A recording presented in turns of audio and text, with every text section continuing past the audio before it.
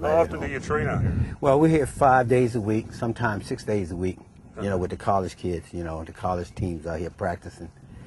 We usually start practicing around 3 o'clock, and we may go until about 6, something like that in the evening, depend on, what type of workout we are doing with the kids. How often do you train?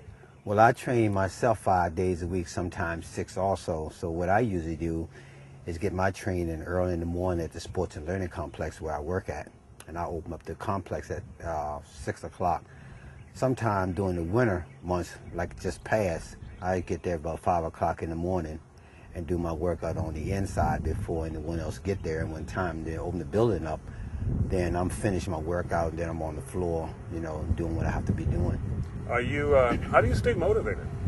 Well, really, what keeps me motivated is being around motivated people, especially when you're walking around with young people. You have to stay motivated because a lot of the youngsters feed off of you. They watch what you're doing. So you have to always set a good example for the kids. Now that I'm still running and things like that, they definitely are watching me, and whatever type of workout that I do, I expect for them to do. And my resume is very high. It's very high in the morning, So I do ritual things in the morning before I leave the house.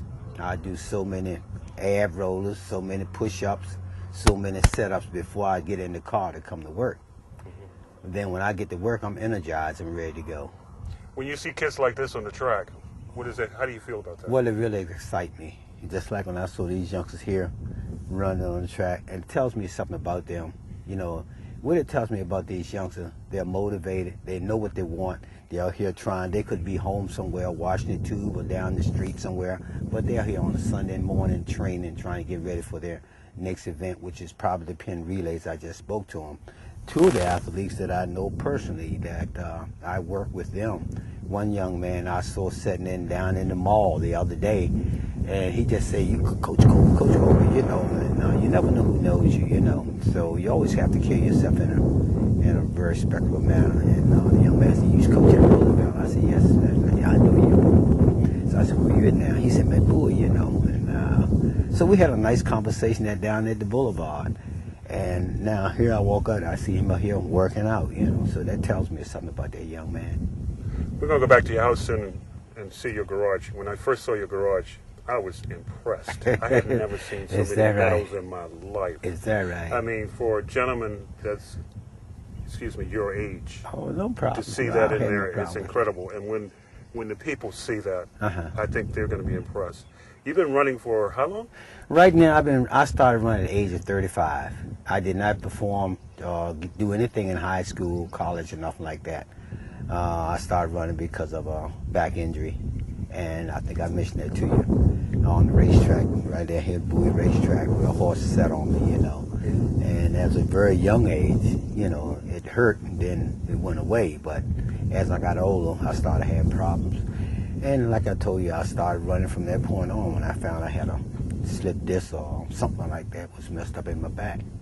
And when I started to run at the Department of Agriculture in Beltsville, that's when I started to run. And like I said, my father told me some wise things in life.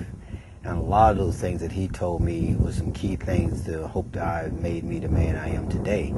And he said, "Son, whatever you do in life," he said, "make sure you're always at your best." He said, "Because someone's always watching you. The good Lord always keeps his arms at all times." So some young man saw me sprinting, running 1 mile, 3 miles, and he knew exactly how far I was running. And he approached me one time when I was finishing up on the running in. And I always sprint, maybe, I don't know how many far I was, but I don't know if it was 100 meters, 300 meters, but I would sprint in up this hill and down this straightaway in front of my building.